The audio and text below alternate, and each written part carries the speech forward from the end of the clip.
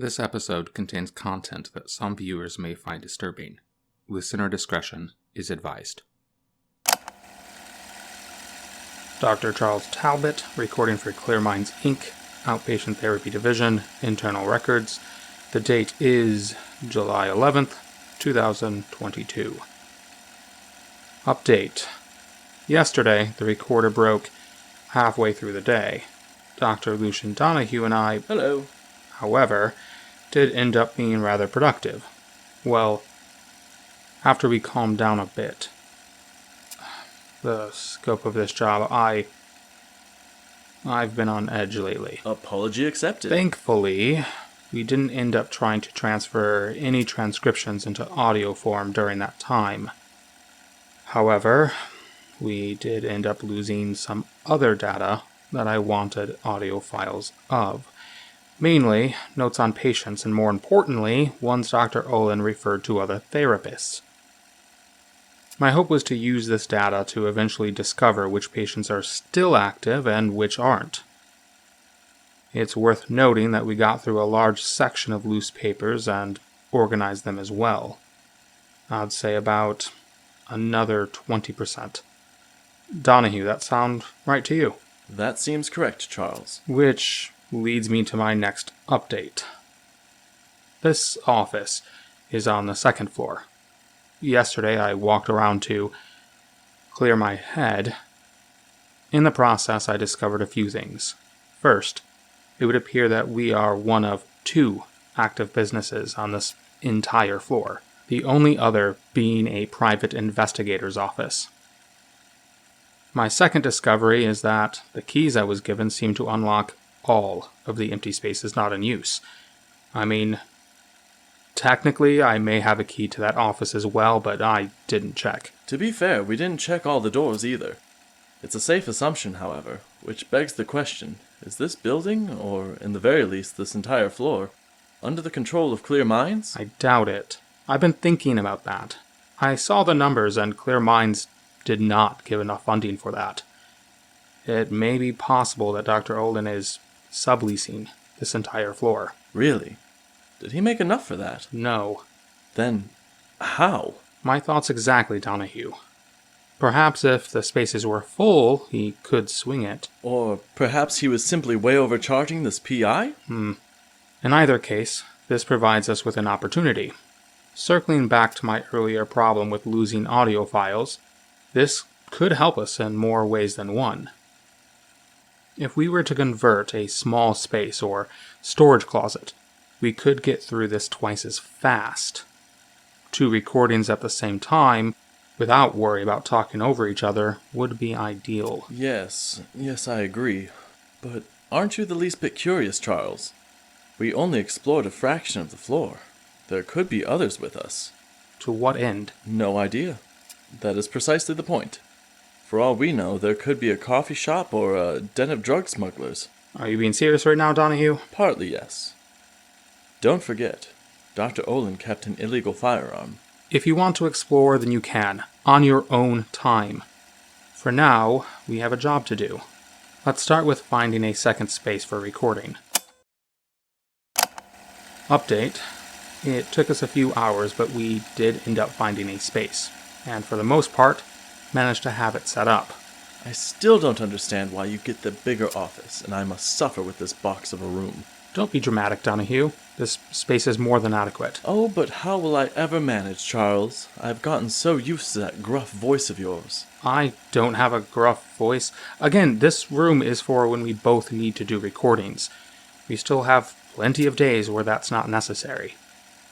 I really do need to redo what I lost yesterday. On the bright side, distance does make the heart grow fonder. Oh, fine. Have it your way. Oh, did you bring a recorder, by the way? I should have asked sooner. Recorder? Was I supposed to bring one? I'm joking. No need to scrunch up your face like that. Turn it in by the end of the day, Donahue. Right then. Charles said to be thorough, so the space we found for this second recording room is little more than what seemed to be an old janitor's closet. The faint smell of chemicals still lingered when we found it. I see the logic behind this, but I think, in part, after yesterday, it's roughly 15 by 15 feet. A bit bigger than I'd expect. Shelving covers 2 of the 4 walls. One of those floor sink things is in the corner, probably used to fill mop buckets if I had to guess. Next to that is another plastic sink about waist high. Near the door there is a personal locker, which is just big enough to hold a coat and perhaps a change of clothing. On the same wall, but on the other side of the doorway, is a corkboard. It had what seemed to be schedules and other maintenance notes attached to it. Lastly, there was a small desk in the center of the room.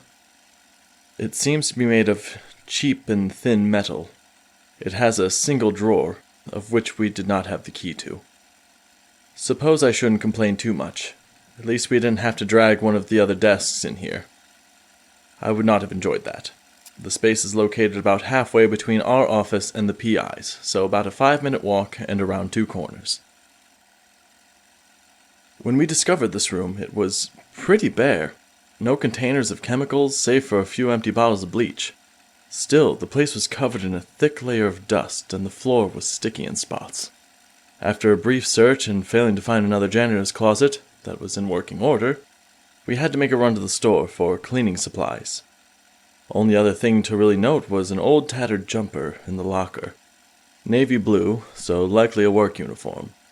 The white and red name tag sewn into the fabric read, Greg. We of course threw it out.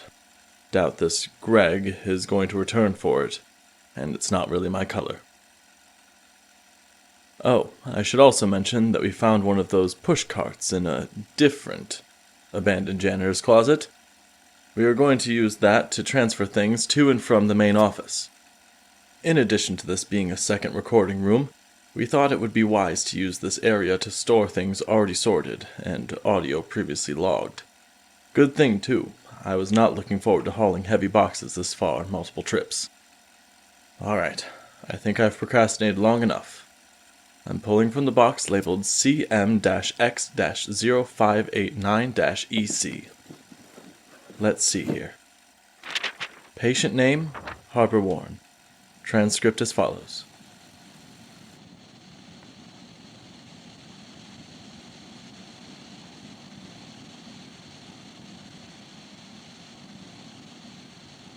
I've always had this talent. A gift, really.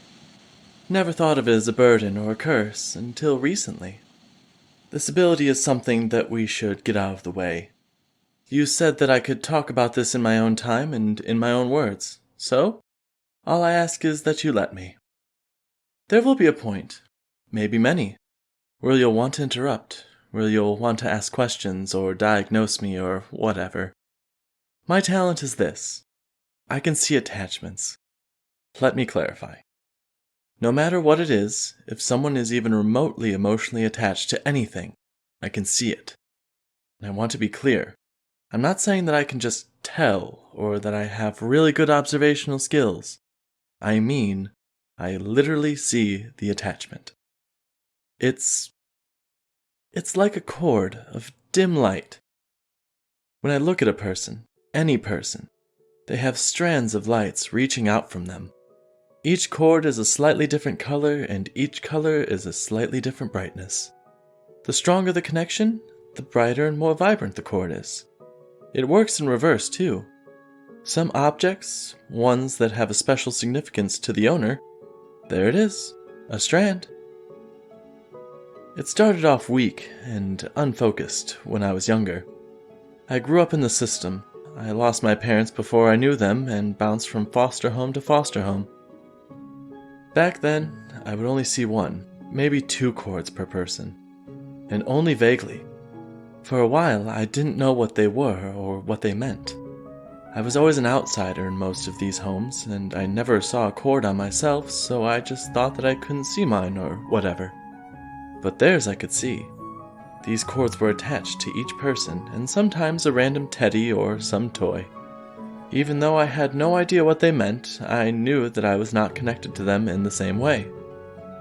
Oh, but I'm not here to talk about how I've always known that few people actually cared about me, or how my childhood was sad or lonely, because honestly, it wasn't.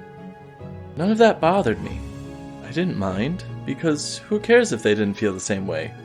What was important was how I cared for them.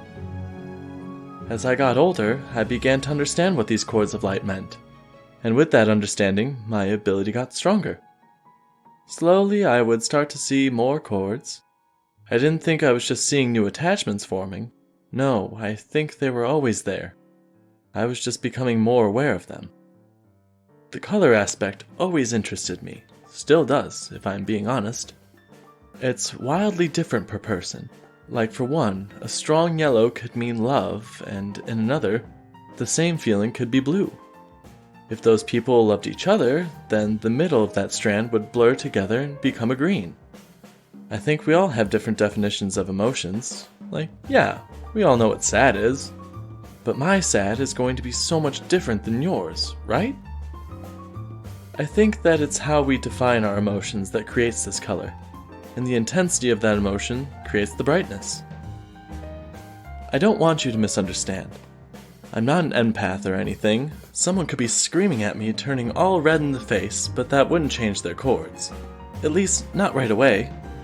So, like, okay, if a couple got into a huge argument, then their chord wouldn't change because of that one fight. But if they kept having them, well, that glow might begin to soften over time, or the color might shift a little. After a while, that chord could just snap or turn into a different kind of connection altogether. None of this actually helps me tell you how a person feels in that moment. In sci-fi shows, they always talk about how complicated telepathy is. Like, they'll mention the difference between surface thoughts and subconscious ones. But you never really see that kind of depth with empaths. Partly because I think people ruined it. Too many crystal-carrying whack jobs out there claiming to be empaths and what have you. But it has to be just as complicated, right? Emotions, I mean. Like, we don't just feel one thing at a time. Just like thoughts, some emotions are right there, front and center. And some would be lingering in the background, quiet for the moment, but still there. That's my take anyway. I wouldn't know, I'm not an empath. I made the best of my ability. At first, I was selfish about it. Party tricks. I bet that I could find the most important item in a room to someone there. Sometimes it works, and other times they lied. Especially if it was embarrassing. An old friend of mine's favorite item was this keychain in her closet. It was tucked away in a shoebox all by itself. When I pulled my little trick and found it, she denied it. She pretended to not even know what it was or where she even got it. I didn't push. I got bolder, though. I heard about this $1 million prize if you could prove the paranormal. I figured this counts, right? Yeah, well, it turns out that the challenge or program or whatever was terminated in, 2015. I have helped with a few missing persons cases. A little girl went missing, and I was able to find her by following the cords. I say cords because at some point they'd intertwine. They would have to, right? Like, a strand from her favorite stuffed animal and the bright orange from her mother would tie together. I even thought that I could become a detective, maybe specialize in missing persons cases. But it turns out when you have the local reputation of being a witch or psychic, that really hurts your chances of joining the force. And where I lived at the time, they weren't really all that willing to bring me on as a consultant. Surprisingly, there were a lot of missing persons in that area. The first few times I was thanked, praised even. Some religious weirdos attributed it to angels or whatever. After your 10th find, however, well, things turned on me quickly. I was even investigated as the cause. I kidnapped kids so I could be the hero, and it didn't take long for people to assume witchcraft after that. I made sure to get out of that town before it turned south. After all, it's not a far cry from Witch to Pyre. I moved to a big city. I thought surely it was better than a small town and has to be more open-minded about this kind of stuff. And you know what? I was right. Well, Most days anyway. I even started the whole train to become a cop. I didn't finish. I didn't anticipate my ability would get stronger, but slowly, over time, it did. It's at a point now that looking at a person hurts my eyes. They have so many connections to so many things. A bunch of dim lights become the sun if you gather enough of them. People say that leaving a small town is hard. They talk about it like it's quicksand, constantly pulling you down. The longer you stay in it, the more you struggle, and the more you become stuck. I think that's just places. Sure, it's way hard if you don't have money, I think, but it's how places are. Eventually one grabs onto you, and leaving becomes harder and harder. But I needed an escape. Still do, if I'm being real with you. Camping. I had found my peace in camping. I don't think my ability works on animals. I'm pretty sure animals can form attachments. It would be silly if they couldn't. For instance, every time I saw a kid with their dog, or whatever, the cord would always be one solid color. To me, that says that I could see little Johnny felt attached to his dog, but I couldn't see if the dog was attached to Johnny. Out in the wild, though? Now that was my own slice of paradise. The sounds of nature, the fresh air, the smell of campfire, amazing. And, of course, no cords of light. Well, maybe the odd fellow camper or two. I can't tell you how great it is just to be able to experience the night. Well, I suppose you kind of get it. In the city, there's always lights, sounds, and people. Well, imagine that, but also every person is a beacon. Nearly every object has ribbons of bright colors. It's very distracting. As my ability grew, so did the trips into the middle of nowhere. I found other ways to cope, of course. I became that girl who wore sunglasses inside. I know, pretty cringe.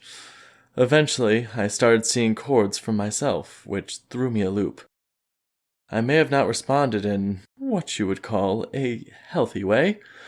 I dreaded the day that looking at my own reflection was like staring into a spotlight, so I took steps. I've seen enough chords snap at this point to understand how to intentionally do it. Like, how to get to a place mentally where I no longer cared about that figurine that my first decent foster parent gave me. And so I did. I spent my free time learning to break ties and not care.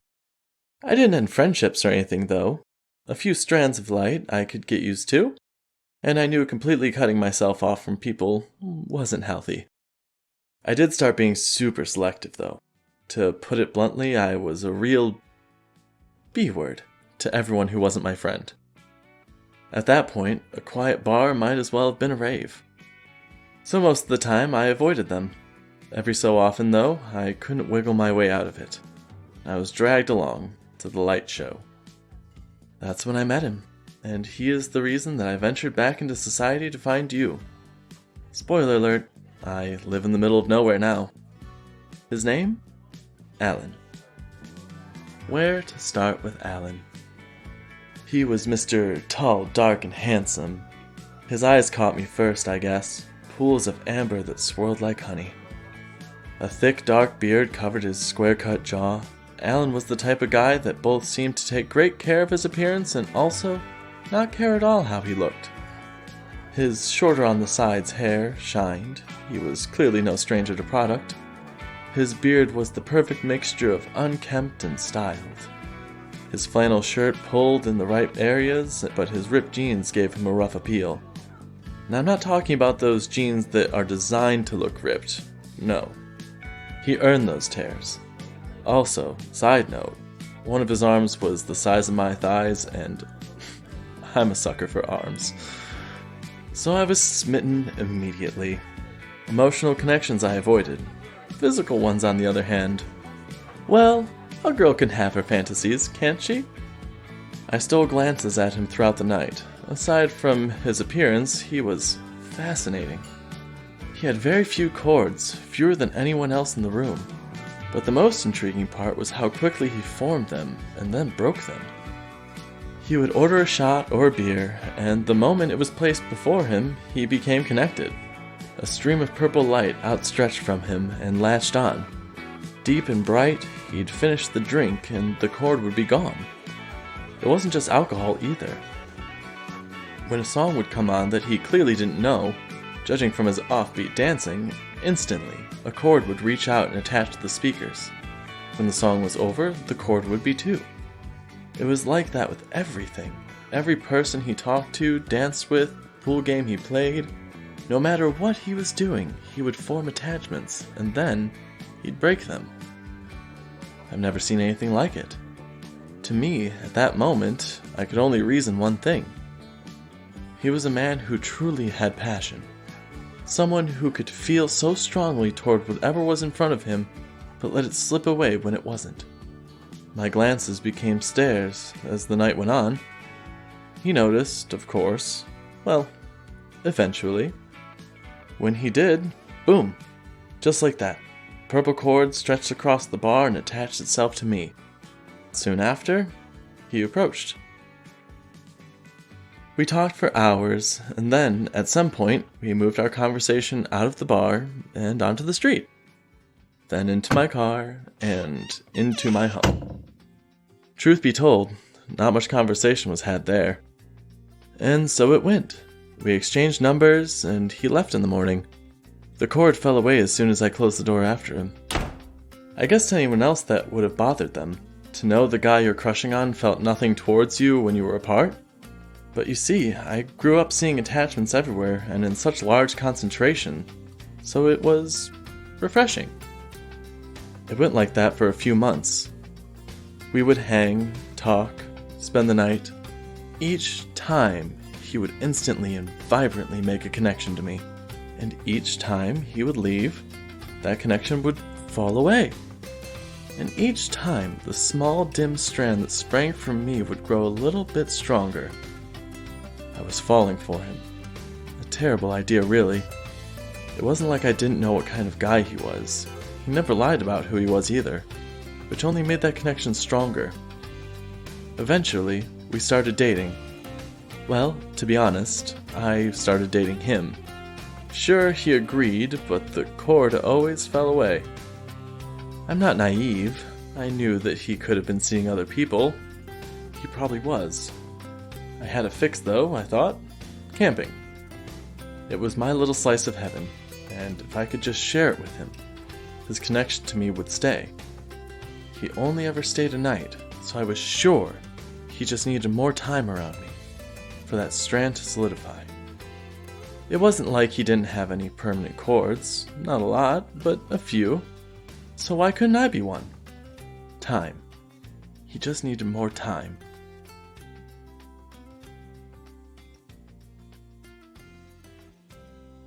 So I invited him to one of my trips.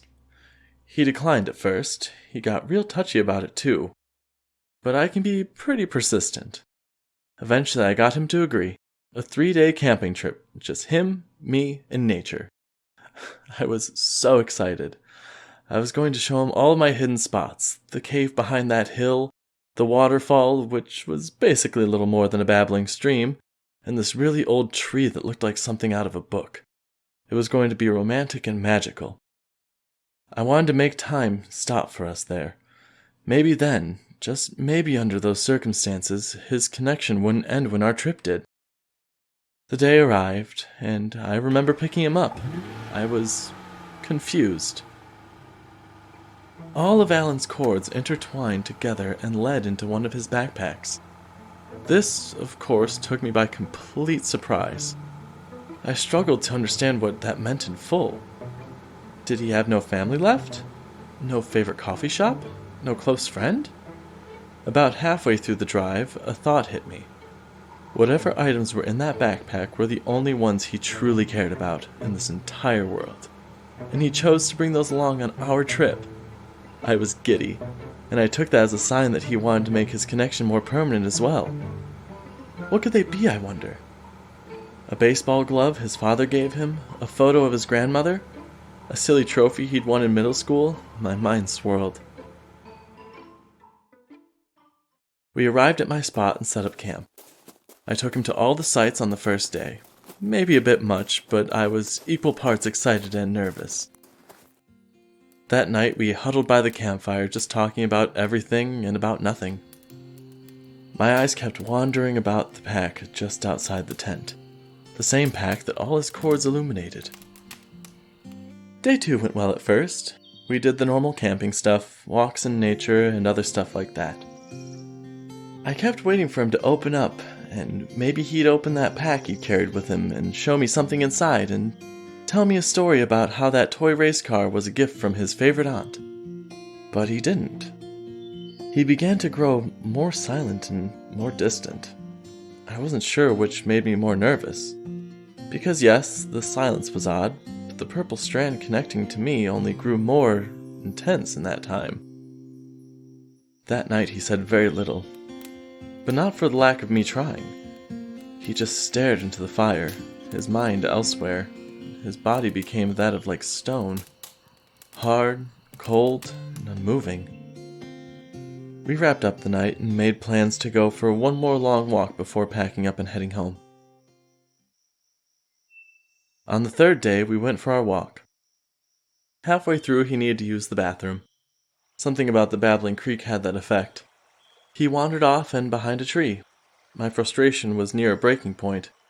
He barely said a word to me that morning, and I didn't understand why. Was he mad at me? Did I say or do something wrong? And that's when I noticed it. He left his pack. There, it was leaned up against a large rock. My curiosity grew as I inched my way over to it, and I made sure to be looking back over my shoulder to make sure I was out of sight. I undid the buckle and loosed the strap that held it shut. I slowly opened it and peered inside. I followed the streams of light and plucked out the first item. A hammer. Then the second. Old, but thick rope. My heart began to beat fast. Then the third. A roll of duct tape. The fourth. Pliers. The fifth. A small bag, and inside was a pile of teeth. Human teeth. I stepped back, my mind trying to understand, trying to rationalize or excuse what was before me. The sound of a twig snapping. I turned and saw Alan. His amber eyes became slates of mud. That huge arm shot out so fast. I saw a brief flash of white, felt a sudden surge of pain, and the world went black.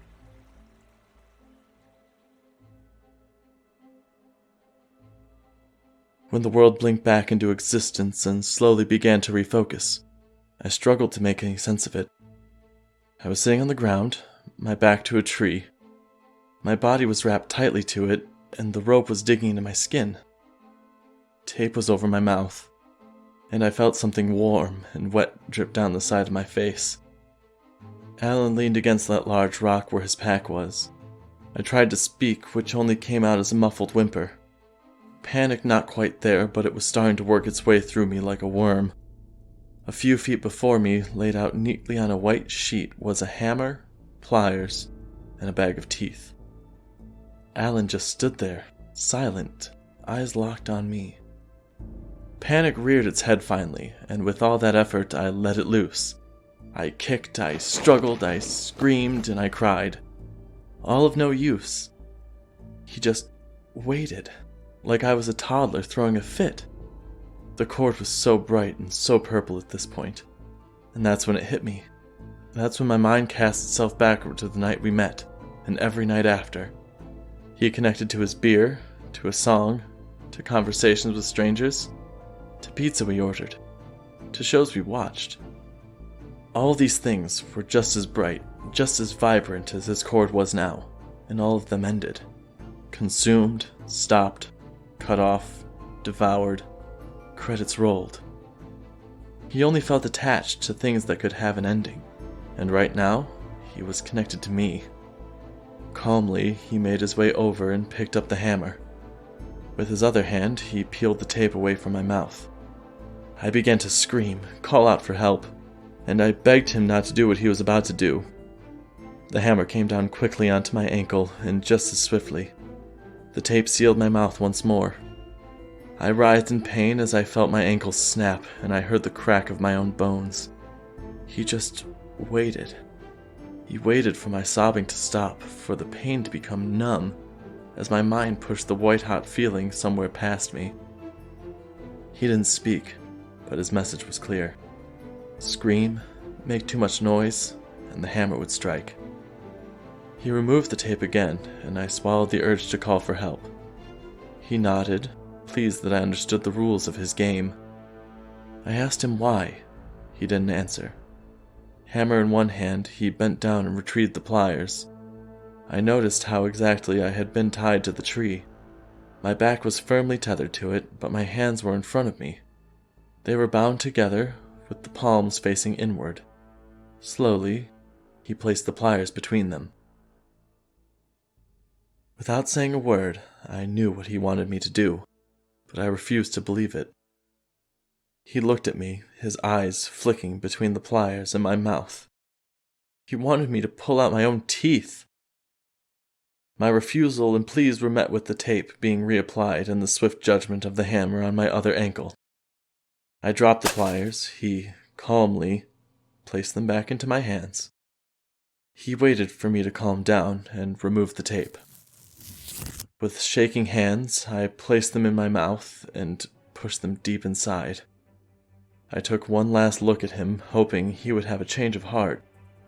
I was met with a smile so dark and so wide that I nearly vomited. I clamped down and pulled. The pain was indescribable until I felt that pop and gush of blood. He didn't bother trying to tape my mouth shut as I let out a scream and dropped the pliers to the forest floor. Once I had calmed down as much as I could, he approached. He picked up the tooth, placed it in the bag, and once again rested the pliers between my palms. The cord of light was even brighter now, blinding me. I closed my eyes. I sobbed, making sure to try and control my ragged breaths. My tears escaped my closed eyes, and I realized what this meant. He wanted me to pull out all my teeth before he killed me. I was certain he was going to kill me. Anger rose above the pain and fear. Anger so deep and so strong, my eyes opened and rage contaminated my glare. I didn't care about the bright purple light. My own cord became a crimson red just as bright. It was in that state of misery and hatred that I decided he wasn't going to win. Even if he killed me, I was not going to let him get what he wanted. My mind surged outward, cutting like a knife, and in that instant, my malice sliced through his cord. I've seen them snap before, but this was different. This was violent, and that twisted feeling alone made my stomach turn. Alan's eyes went wide. A look of confusion spread across his face, and then one of horror. Like the sight before him no longer pleased him. Like my twisted and bloodied form inspired what it should have. I didn't stop my mind from hacking at the next cord, the hammer. He dropped it and stared at it for a moment before I moved on to the next one, the pliers. Although he didn't know how or why, somewhere deep down he understood what was happening and lunged for his only remaining connection, the bag of teeth. I was faster. I severed it. As soon as I did, he fell backwards. Fear now drenched his features. Finally, I cut my own cord that was connected to him. Now I have no idea what that does to a person, having all of their connections to the things they care about violently ripped away from them. But I can guess. He slumped over. His eyes became blank, and his body became stone once again, unmoving. It took me hours to free myself and even longer to crawl over to my things. He had stripped them from me when he tied me up. My phone was missing from them. Looking back, he probably threw it into the creek. It was agony to even put on a single layer of clothes. In that entire time, he didn't move, not a single inch. So I left him there and made the long journey back to camp. I know why I didn't take revenge on him. The cord was cut, so I simply didn't care enough. Truth be told, I have no idea why I started to make my way back to camp. But that didn't matter in the end. Soon after that, I was found by a few hikers. I was rushed to the hospital. I don't know whatever became of Alan. I didn't tell the police the whole story, or any of it to be honest. I just told them I couldn't remember. The doctors backed me up. I clearly went through something traumatic, and sometimes the mind blocks things out to protect itself. The rest is a short story. I tried to go about my life, but was in a constant state of paranoia of others' attachments to me. I lived in constant fear that I would lash out at my friends and do to them what I did to Alan. So I left. Left the city and people behind. Just another forever camper. A different forest, of course, but what I did do to Alan will always stay with me, even if he deserved it. This brings me back to why I'm here. A few weeks back, my power grew again. Turns out, animals do make connections, and I can see them now. It's getting so hard to just exist. Sometimes I get frustrated by the ribbons of light. And sometimes I cut a few just to make it more bearable. Lately though, I catch myself smiling.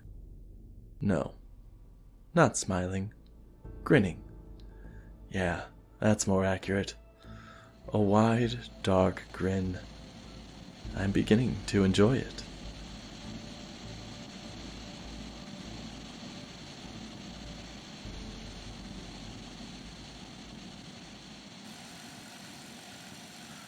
Well now, that is frightening. Charles would probably bark about post-traumatic stress or some such. Perhaps he would be right to as well.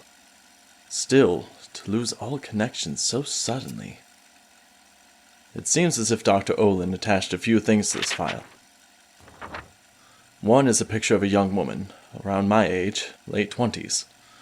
It seems Miss Harper Warren, I would guess. Except, there's a label on top that reads, Kirlian. Anyway, in the photo, she is wrapped in different colors, and a few ribbons of light extend out of frame. There's also a news report. No indication by who, though. According to this, it would seem that Alan Stroker was found at some national park. Get this. He was found dead. Likely due to hypothermia, his body was discovered in a sitting position slumped over. Also recovered was a bag of teeth, rope, pliers, a hammer, and some women's clothing. Fascinating. I should get this recording to Charles and check in. See if he needs anything. Right. Recording end.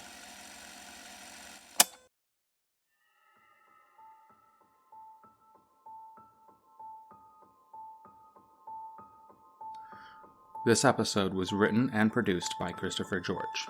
Charles Talbot was voiced by Christopher George. Lucian Donahue was voiced by Dakota Hamlin. Script editing was done by Dalton Lewis. Thanks again to everyone who has listened to our show. You have no idea how much it means to us. If you wanted to help in a way that can help us keep the lights on, consider becoming a patron at patreon.com/thepatientfiles. And enjoy some bonus content while you're there. If you're not able to contribute financially, we understand. But if you still want to help out, make sure to leave a review. And as always, stay safe, stay sane.